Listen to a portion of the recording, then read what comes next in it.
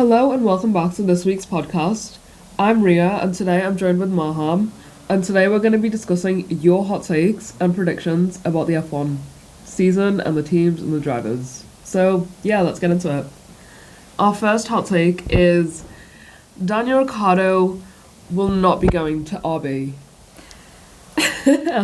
So Maham, do you want to go? I think there's so much that you can say about this. Obviously, we've had 2 races so far this season. He's not put in the greatest performance. And I think a lot of people went into this season already with the notion that he was going to be moving to Red Bull at the end of the year. Yeah. And so far, although I think Daniel is great, I don't think we've seen the performance that justifies that switch between him and Checo, especially when we consider that the first 2 podiums of the season have been Max and Checo 1-2. So I think it's something that could be up for debate depending on how the season kind of turns around for Daniel. But for the moment, even as a fan of his, it's not something that I think would be justified. I don't think the performance is there for the moment. I don't think he has performed very well.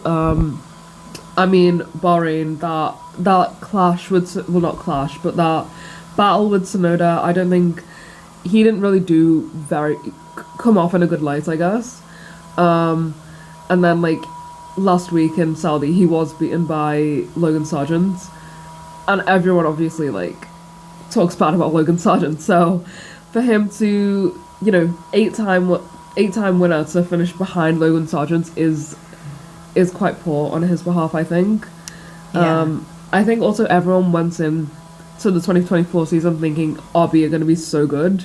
Because they were dominating practice and stuff, right? I mean, he topped the practice session in Bahrain as well. So, yeah, that's an interesting. It's an interesting take. I do think to a really high degree that there is a lot of truth to that. But I think obviously we've got a long season ahead. We've still got 22 rounds. Yes. We never know. The car could develop. His talent could come back in. We just don't know how things are going to play out. Anything could happen. It is Formula One. Yeah, anything could happen. I think if silly season or the beginning of season this year has taught us anything, it's that we just don't know what to expect with what's going to happen. Yeah.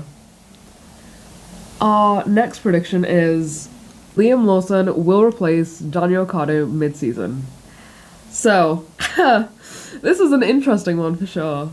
Yeah, I mean, obviously, let's take it back to last season for a bit. Liam Lawson had a phenomenal performance in that AlphaTauri, I think. Obviously, the fact that we still talk about the fact that he was the one to eliminate Max in one of the qualifying sessions in Singapore last year, I think is great. I think it is something that deserves to be talked about. And obviously, although it's not directly related to this hot take, Ollie Behrman's performance, it just kind of proves that there's a lot of talent.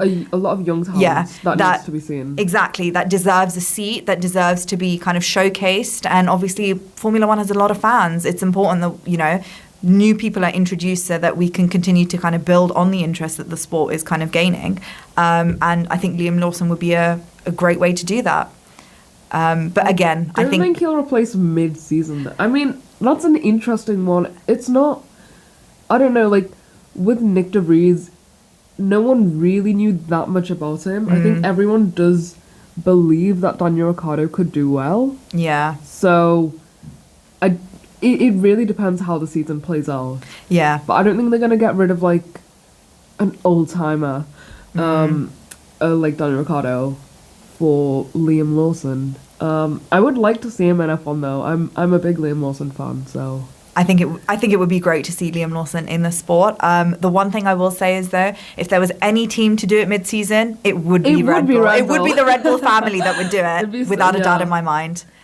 But yeah, I think it'll be interesting to see what happens. Yeah, it's definitely going to be a situation to keep our eye on and to see kind of how it pans out. But yeah, it will... I do think that there's merit to that hot take. It's just we're still in the very early part of the season. How kind of talent, comes to the front, how cars develop, where, timings end up going. Could be track dependent as well. We just don't know. We don't know anything. We don't know yet. Again, anything can happen in F1. Our third hot take is Lawson will replace the lowest scoring RB driver. So again, similar to the one we just had, but lowest scoring, so it could be either Yuki or Daniel. In all honesty, I've been really impressed with Yuki so far. I think his performance last year yeah, was incredible. Yeah. And this year as well has, like, so far the first 2 races, they have been pretty good. Exactly, because I think my biggest indication to say that Daniel is ready to go back into the main team would be if he was consistently outperforming Yuki. And the first 2 races of the season, that hasn't quite happened. No, he was out-qualified and outscored. He didn't. No, neither of them got points, I don't think. But basically outscored by Yuki. Yeah. So, I think Yuki does get a lot of flack for being, like, this hot-headed, temperamental guy. But honestly, like, when he's come on the radio recently, he's not actually been swearing a lot. No, like, calm, cool, collected, I think. Obviously, he's definitely maturing. Yeah. He's definitely matured. The passion is still there. You still get that across the radio. You still get that when obviously he does his interviews and he has his media interactions. But I do think that he is a driver that has really come into his own in that team. Yes, definitely. And obviously there's been so much turbulence in the AlphaTauri team. Pierre Gasly leaving, Nick De Vries coming in. Then Daniel came back instead. Then Daniel was out and then Liam was in. I think Yuki Tsunoda has definitely been a constant. So consistent. Yeah. The one thing I actually do find interesting is in all the conversations that I've kind of heard about in the media or even the conversations I've had with other fans, there's been no mention of Yuki for that second Red Bull seat, which I find quite interesting. Obviously, he's not the demonstration of excellence that I think they would be expecting for someone that they would want to pair with Max. I don't know whether he's displayed that, but as a constant, like, second driver, if that's what they're looking for, I am surprised that his name kind of hasn't been put into consideration. But again, like we've said, I was thinking that as well, because he is a good driver, and, like, I don't know, the fact that his name hasn't been circulated, he's really improving, he's really matured. Yeah. So I don't know if, like Red Bull still sees him as, like, that kind of angry guy. Yeah. You know? Like we said, I think this is what we're going to end every single hot take on. It's such a long season that we've got ahead of us. We don't know how things are going to develop. If, like I said, he has those flashes of excellence, of talent, or of extreme talent that I think maybe Red Bull are looking for, we never know. We absolutely just never know what's going to happen, because I think it's such a unique situation that they're in, where they have 4 cars as opposed to just 2 cars, and they are able to do those movements between them. Yeah. We just never know how things are going to play out. They've got so many junior drivers as well in their program, so yeah. Right, our next hot take is Perez deserves his seats more than Ricciardo, Tsunoda, Stroll, Sargent, Bottas, and lots more. So this is quite a loaded take. Yeah. Have you got any burning opinions on this? I think, first of all, I would like to put out there, I think Perez is a very talented driver. Obviously, he's held on to that second Red Bull seat for the last 2-3 seasons now. Maybe more than that. He's the most consistency, I think. So I think there has to be something there. Obviously, he's won races in his time that he's been there. Abu Dhabi 2021, he played a very important role. We're not going to have that conversation at the moment, but yes, he did play a very important role in that race as well. So he definitely deserves his seat. I think what I find interesting is the list of drivers that he deserves his seat more, according to this hot take. Daniel, obviously, we've had a very extensive conversation about. Yuki as well. They are both in the sister team for Red Bull. So I feel like they're in almost a different league. Yeah. Stroll, Sargent, and Bottas, I think, are a very interesting group of people to put in terms of deserving their seat. Lance Stroll is someone I think we're going to come back to later on. Sargent and Bottas. Logan, I think we have to remember, obviously, it's his second year in Formula One. I know that his only comparison is the other rookie that joined the same year, Oscar Piastri. Oscar went into a very different team in comparison to Williams. I think we have to obviously remember that. Williams, while they are on a great trajectory in terms of their development, are obviously not in the place that McLaren are. So, again, although Logan has had his moments of inconsistency and silly mistakes, I think we do just have to remember the fact that he is only in his second season of Formula One, and that he might just take a bit more time than any of the other drivers to kind of settle into the sport. I think that's such an interesting list, I think. Like, yeah, you can understand with, like, Daniel and Yuki, but then, like, Logan, completely different team. Stroll, completely different team. Yeah. And Bottas, like, Stake, where I want to know who these other drivers are. But yeah, I think with Bottas, it's very interesting because obviously Bottas was second driver to Hamilton. Yeah. Back in the Mercedes time. So, and obviously Checo's second driver to Max. I think both Bottas and Checo have done like phenomenal jobs being the second driver. Yeah. In their roles within their respective teams. Yeah. So I don't know why you're comparing them now when Bottas can't. If anything, you'd compare him to George Russell, for example, or like Carlos Sainz. Was he the second driver at Ferrari? That's a whole other conversation to be having. I think the inclusion of Bottas on this list I find very interesting because I feel like there's, like you said, there's either you're taking the Bottas from the time period when he was back in the Mercedes seat. But that's a very different Bottas. Exactly. That's a very different car.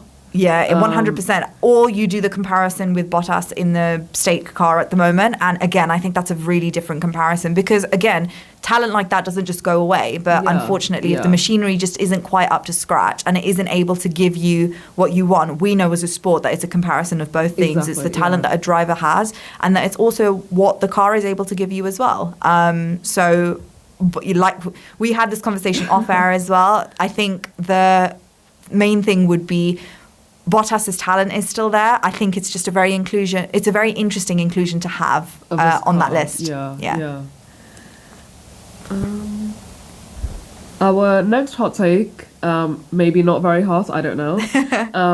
Max will win the next race. Have you got any probably. I don't really think that there's any way to dispute that.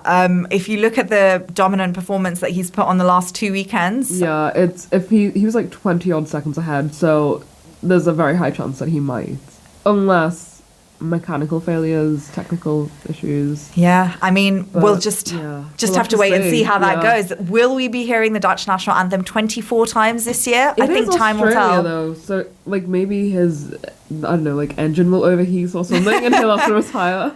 Well, that's the only. Yeah, that's the only thing that I can see at the moment. But we'll just have to see how it goes. Driver-wise, I think possibly he will.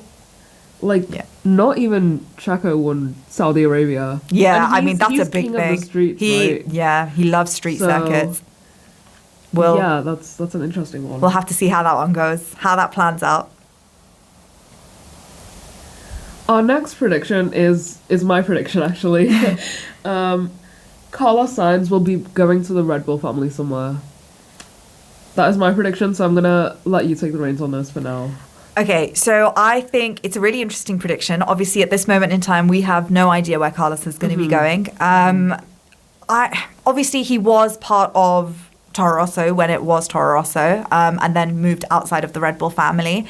I think he is an exceptional talent. Any team that will take him will be very lucky to have him. He's proven on multiple occasions during his time at Ferrari that he's capable of being a team leader, being his own strategist as well. Definitely. He's had 2 very incredible wins as well. I think going to Red Bull, it would suit his talent. Whether it suits the trajectory of the career that he's kind of envisioning, I think that is what would be up for question, especially because it depends, I think, what Red Bull team he would go into. Yes. If he goes into RB, I think, or if he goes, I cannot for the life of me remember what the 2 different names are for the teams, in all honesty. But so if he goes into the main team, I think it would be a very different kind of decision, very different outlook that he would have. If he would be teammates with Max again. Exactly. So, which hasn't happened since their Toro Rosso days, I think. Exactly. Yeah, so it would be quite full circle, to be honest. Yeah, I think it would be quite poetic in that sense. If he goes obviously into the Visa Cash App Red Bull team,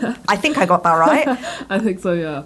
Then obviously he'll be going to the sister team. The performance in the machinery won't be as spectacular as I think we've kind of all seen over the last 2 weekends as well. Yeah. But again, I think it would just be very dependent on what Red Bull are willing to offer him, and what he is willing to do, what he's willing to kind of put on the line at this point of his career, I suppose, because he's been obviously, like, I suppose all the other drivers, very vocal about wanting to be a champion. And I think realistically only one out of the 2 teams would be able to give him that. Yeah, but like, would Visa Cash App be able to give him a championship though? of all cars, Visa cash out. Yeah.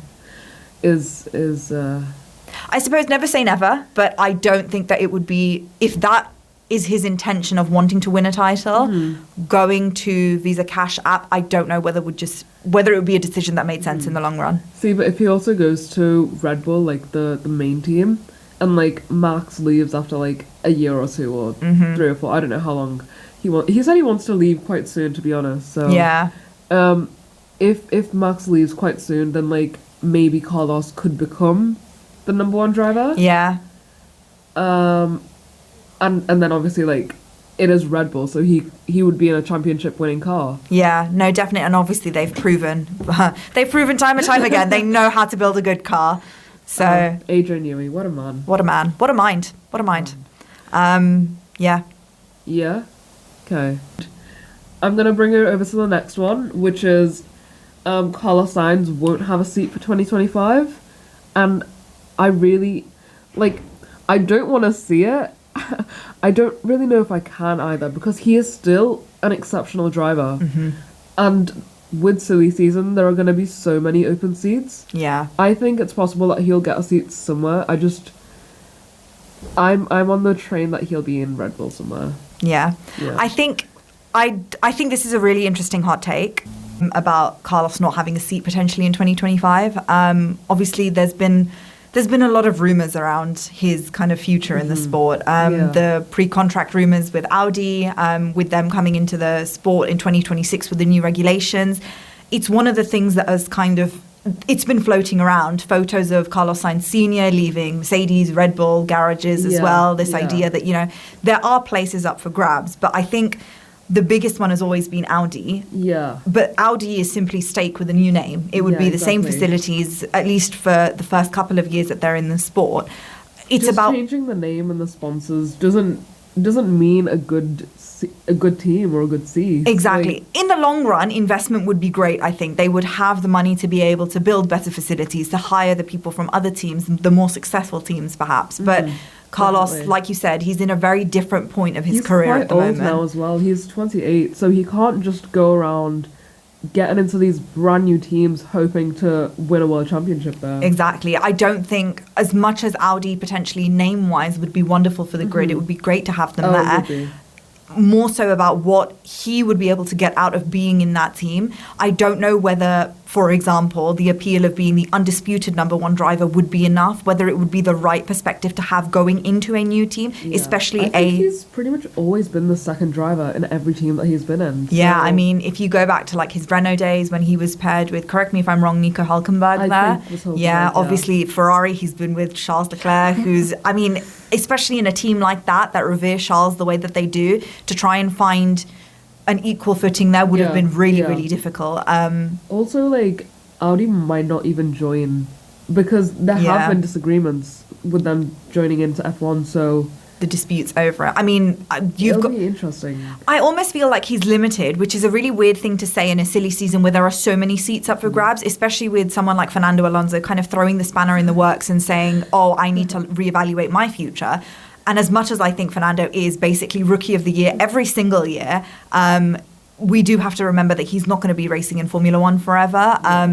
It's one of those things where if he was to decide that he was no longer going to be racing in Formula One, it's a big seat that opens up at Aston Martin. We've seen the potential that they have as a team. Definitely. They are on an upwards trajectory. Exactly. So. And Lawrence Stroll is looking to invest. He's looking for someone to kind of like lead that team. They have that in Fernando for now. Yeah. Perhaps they would have that in Carlos in the future. But again, that's a big if, and that's dependent on Fernando's future plans, as opposed to something that Carlos and his team can kind of put together now for himself. Yeah. Definitely. As much as it would be terrible to not have Carlos on the grid, where he would go, where he would be able to get what he wanted out of the team at the moment seems very limited. Yeah, but obviously because you don't want to go to a lower team. Like, whether it's a new team or like a low team like Stake, you don't want to go there. Yeah. At his point. Yeah, he's not an F1 driver who is just starting out in his career. He's established. He wants that title. And it's about where's going to be able to give it to him best, I suppose. Yeah. So our next hot take is Lance Stroll's only crime is having a loving father. He does have a lovely father as well, though. I mean, I don't know, actually. I think this is the kind of one that we were talking about. Yeah, we were debating this, to be honest. And we were kind of like, I feel like there's no one final answer to this situation, because obviously it's not a secret. Lawrence Stroll obviously is either quite rich, owns the Aston Martin Formula One team, and Lance Stroll is his son, and he's kind of followed him around when they've been racing points. And back in the Williams days as well. I mean, so they do, father son do go hand in hand. I think it's not even a secret anymore. You can't even say it's the worst kept secret on the paddock. They do follow each other around. And yes, that means that there is basically one guaranteed seat on the grid every single year, year in, year out, while Lawrence is investing in Formula One. But he's not, I don't know. I think it's one of those things where Lance is not a bad driver. Which we will come on to later. But it just so happens that Lance is a driver in a sport where his father is also an investor. And there's like monetary kind of obligations to Lawrence's involvement in the sport. I think obviously you've got other father-son duos kind of in the sport as well. A lot of drivers have had like some sort of relation or someone in the sport that could have helped them out. Like, there's only like a very few that genuinely made it on their own. A lot of the drivers had rich parents or, were able to go karting. I mean, even if we take a look at the rest of the drivers on the grid, Carlos Sainz Jr., Carlos Sainz Sr. Carlos Sainz Sr. is very known in rally racing. Max Verstappen, Jos Verstappen. I mean, this is obviously, he's a retired driver now, but Nico Rosberg and his father as well. It is there have been examples of this in the past. I think obviously it's just that Lance and Lawrence are one of the most well-known examples at the moment because of Lawrence's financial ties to the team, as opposed to everyone else's father's just kind of ties to motorsport or to Formula One in general. Like Zhou Guan Yu. Exactly. So it's one of those weird things. Obviously, I think he gets a lot of attention because of his father's involvement in the sport. And especially like Drive to Survive as well, always playing it up. I mean, I think they did, like, season 6 opened with like Lawrence Stroll throwing a party with the two drivers, Fernando and Lance. So it's an interesting situation, I think, because you can't put the two men completely apart because obviously they are father and son. But then I think to put them together is obviously not only a slight discredit, I think, to Lance's talent, but then also to Lawrence's management abilities. I don't think he would be investing in something that he doesn't believe in. And he's mentioned as much in Drive to Survive and in other interviews as well. It just so happens that both father and son are involved in a sport together. I wouldn't say it's Lance Stroll's only crime to have a living father. I don't. Like I said, I think it's a bit of a discredit to what he's done in the sport so far. Which does bring us over to our next take, which is Lance Stroll is not a bad driver. He is just very, in all capital letters, inconsistent. What do you think? I think I would definitely agree with this hot take. I think he's not a bad driver. He's had incredible moments. 100%. Right. Obviously, when the team was still Racing Point, they were obviously at the top of their game. The machinery was working amazingly. His pole position, I believe it was in Turkey. It's just a credit to what he is able to achieve. He's done very well as far as I can remember. Bahrain last year, he'd broken both of his wrists and he's still managed to finish 6th. Yeah, I mean, still scored points. I think, again, there's a lot I think that he has done so far that deserves credit. But I do agree with the second part of the take as well. He is very inconsistent. And I think the most important thing when it comes to Lance Stroll in specific is the fact that his inconsistencies are so big and so pronounced, paired with the fact that obviously his father does have his financial ties to the team. Both of them combined give Lance a very interesting reputation on the grid, I think, and among fans then as well. I think of being that bad driver. I don't think he's the worst driver, though. I don't think he's as bad as people make him out to be. He is just quite inconsistent, and like you say, they overshadow his accomplishments basically. Like He did win like a lot, quite a bit in F2, I think. Yeah, in F2, and I think, I could be wrong. I was going to say, is he not an F3 champion? Yeah, that's what I was going to say. Yeah, I think he is. So he's proven, he's got the capabilities. He just kind of needs, not even almost time, but I think he needs a bit more guide. I think with Fernando, he's definitely been improving. Yeah. He's, I think that guidance has been there.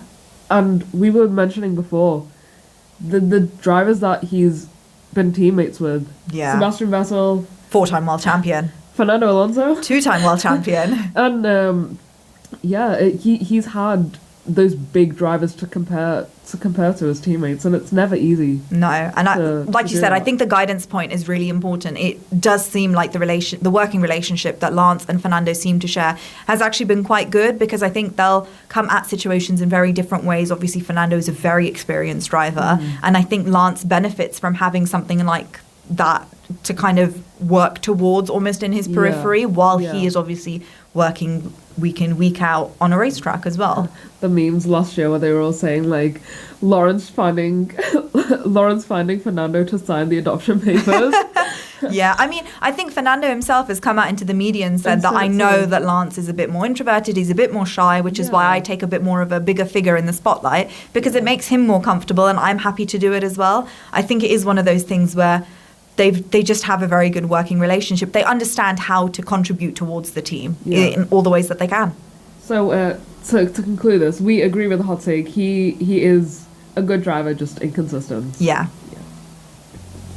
Our next hot take is Leclerc would beat Verstappen in a Red Bull. That's a loaded take, to be honest. I can see it, honestly.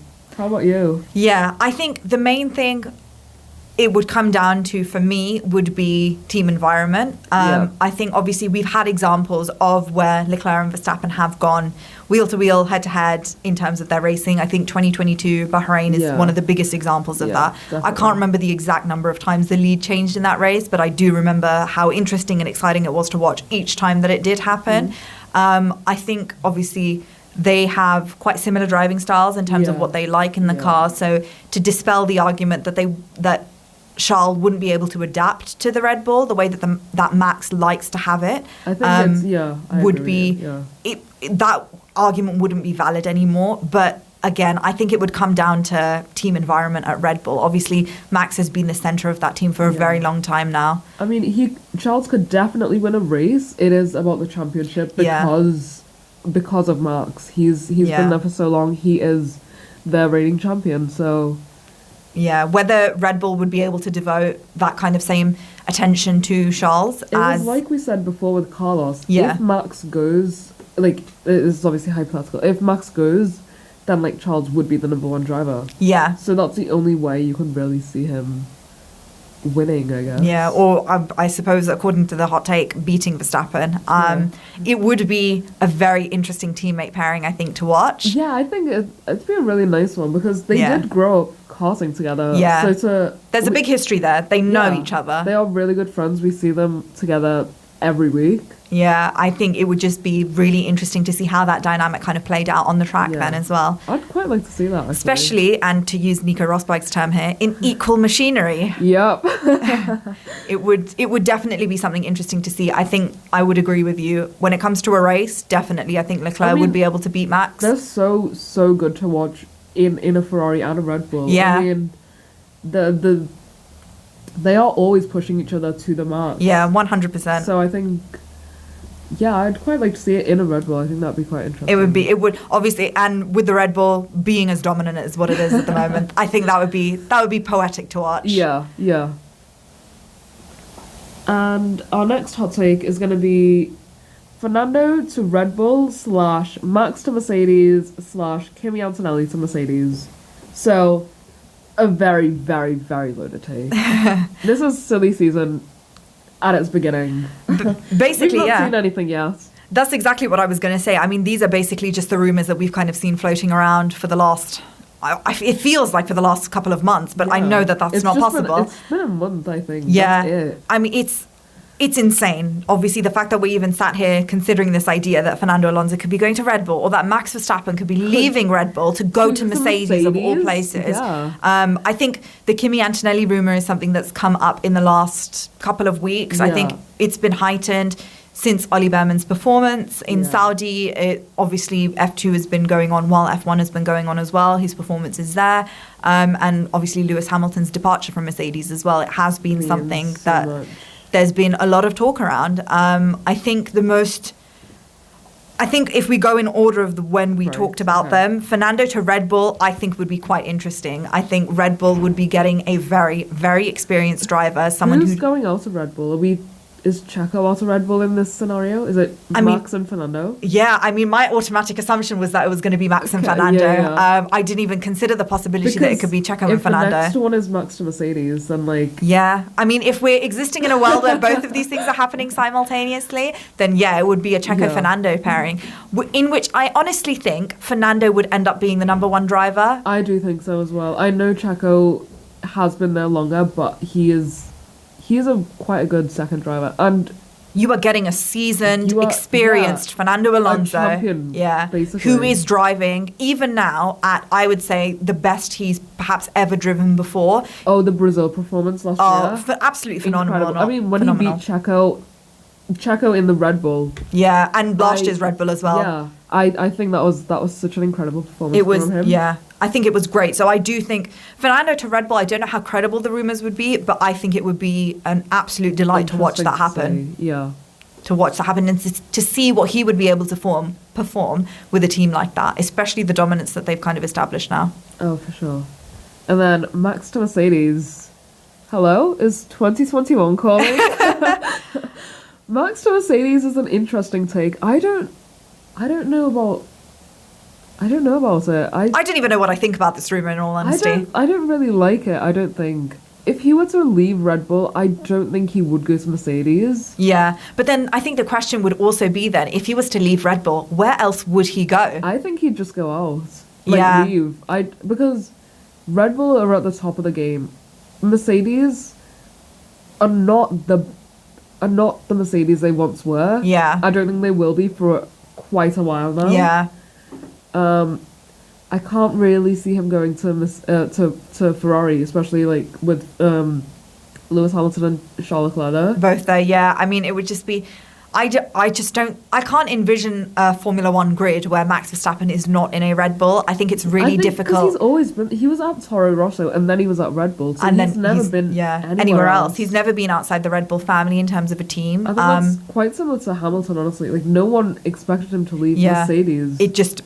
It happened, and I think it's something that even now we've understood that it's going to happen, but I think the closer we get towards the end of the season, it's going to be something that we're going to have to remind ourselves and be like, oh my God, Lewis Hamilton is going to Ferrari. Exactly. I think it's going to be a very interesting take, the Max to Mercedes one, especially because obviously it's not as if he's been in the media or any of his team have been in the media to kind of outwardly dispel the rumour altogether. But I do think it would be a bit of a long shot. That move in particular. Fernando to Red Bull in my head is more credible than Max to Mercedes. And the final one was Kimi Antonelli to Mercedes. We've got a lot to say on this topic, to be honest. Yeah, I think that's because there is a lot to say. On the hand that it's great for, the pool of talent that exists outside of who's currently on the Formula One grid, I think it would be wonderful for that to have. Obviously, he's in F2 at the moment. He was fast-tracked. I think he skipped F3. So he's in F2 at the moment. It's a huge responsibility, especially going straight into the Mercedes team, unlike, I suppose, who could potentially be his future teammate, George Russell, who had his time at Williams and then was moved into the Mercedes seat. Yeah. To move directly into the Mercedes seat would be quite a big jump, I think, for Kimi Antonelli. Definitely. I think also on top of that, that's a lot of pressure to know that you have been brought into the team to replace a 7-time world champion, arguably the greatest of all time to race in the sport as well. That is are you genuinely that good? Yeah, because we did see his performance in F2, and he wasn't he wasn't bad. Don't get me wrong, but the way everyone proclaimed him and praised him, and then he just didn't deliver. Yeah, would that How would he stack in a Mercedes? Yeah, how would that translate into Formula One? And again, this is not to discredit his talent. No, undoubtedly, of course he is a very talented driver. That's why his name is in the mix. I think the most important thing to consider is, and I cannot remember which journalist I heard this from first, is that is a lot of pressure to be putting on. He's 17 years old. Yeah. That's a lot of pressure to be putting on a 17-year-old's shoulders, where he is still trying to, I suppose, find himself as a driver, especially when we consider the fact that he has been fast-tracked into F2 as well, whether it's for the purpose that he wants to, that, for example, Toto Wolff and other Mercedes management want to put him in that second Mercedes seat, or whether they just think it would be beneficial for him to be in the higher formulas quicker. It's still a big responsibility on his shoulders to try and understand that. See, but then Toto Wolff did come out saying he felt bad and guilty for talking so highly and hopefully of Kimi Antonelli. Yeah. So, which makes me think maybe he was considering it originally, but then he's, I don't know, maybe realised maybe it's not the best idea. Yeah. I mean, we saw Logan Sargent go straight from F2 into the Williams seat. Yeah. He didn't have the best performance in Williams. Yeah. Why? I mean, I know Kimi and Logan are two completely different drivers. Yeah. But why would Kimi do so well? Even Max Verstappen went to Toro Rosso first for some went time. to Yeah, Red exactly. Bull. I think it's one of those things, it's one of those situations where we're going to have to keep an eye on it and see kind of how it pans out. As we all know, silly season is going to be very intense this year. There's a lot of seats up for grabs, and I think more importantly, there's a lot of drivers who want those seats, who want to know where they're going to be next year, and the fact that they want to know whether they still will actually be on the grid next year. It's going to have to be something that we keep our eye on, and to kind of see how the situation pans out, I suppose. But I would like to see like newer, younger talents coming into F1, because with Ollie Behrman's performance at Saudi, we know that they have talent. We want to be able to see it. Yeah. So I think talent has never been the question when it comes to the pool of talent in Formula 2 and elsewhere. I think it's always just been, where do we put this talent? Where do we find the seats to be able to place this talent? So many open seats. Could we see new drivers coming in? Definitely going to be a situation to watch out for, I think.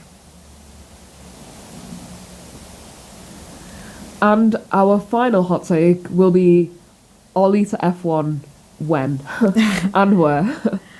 I think it's one of those things where obviously Ollie Behrman had a fantastic performance in Saudi. I think genuinely incredible. Given the fact that he had one free practice session, went straight into qualifying, and then went straight into the race, all thinking that when he woke up on Friday morning, he was just expecting to be racing in F2. He had just got a pole for F2. I think, first of all, it was a fantastic performance, and to watch it, to watch him in the Ferrari on the Saturday in the race, it was wonderful. And I think, like you said, it just goes to prove that there is so much talent out there waiting for a Formula One seat. To see him in Formula One, I think would be wonderful. I would be so incredibly happy with it. I think the one thing, and I know a lot of people have kind of drawn this comparison, probably very colloquially, because Carlos Sainz's appendix brought this on. Alex Albon's appendix brought on Nick de Vries in Formula One. And then obviously Nick de Vries was given a full-time drive for the following season. I think that is the comparison that people, or maybe not people, but maybe certainly I have had in my head. Where, I have as well. Again, it's the fast track into a full-time Formula One seat. Like, one performance doesn't equate, like, greatness in F1. Exactly. I mean, we kind of saw that with, like, Liam Lawson as well. He had, like, that incredible performance at Singapore, and then he still didn't get an F1 seat. I think it goes to show that there is so much talent out there that when that talent gets an opportunity, spectators are so intrigued by it, and they're so reassured by the future talent out there as well. They kind of want to see that talent on the grid full time as quickly as possible, and it just, I don't know, maybe this is one of those situations where Formula One and the FIA kind of need to sit there and think to themselves that, yes, maybe we do need to consider our role in expanding the sport, perhaps introducing another team, getting in 2 more seats. Cough, Andretti.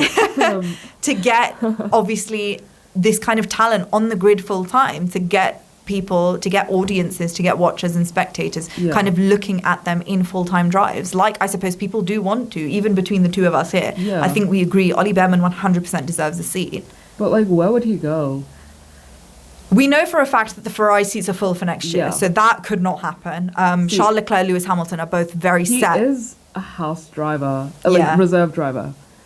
Haas aren't the best at developing rookies, though. No, they're So, not. I mean, throwback to Nikita Mazepin and Mick Schumacher in the same season. Yeah.